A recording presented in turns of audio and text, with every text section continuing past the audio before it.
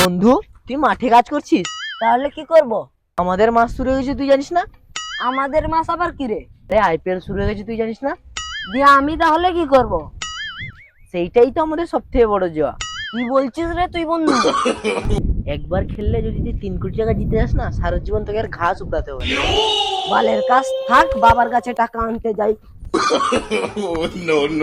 বাবু, তুই মাঠ থেকে চলে এসেছিস কাজ করে? হে গো বাবা, আমি চলে এসেছি। একটা কথা বলবো, তুমি রাগ করবে না? হ্যাঁ রে বাবু, বল। তোর ওপর আমি রাগ করে থাকতে পারি? বল, কি দরকার আছে তোর? বাবা, আমাকে 200 টাকা দাও, আমি আর তোমার জমিতে কাল থেকে উপড়াতে যাব না। शाबाश बेटा। তোর 200 টাকা লাগবে, ঠিক আছে, আমি তোকে দিব।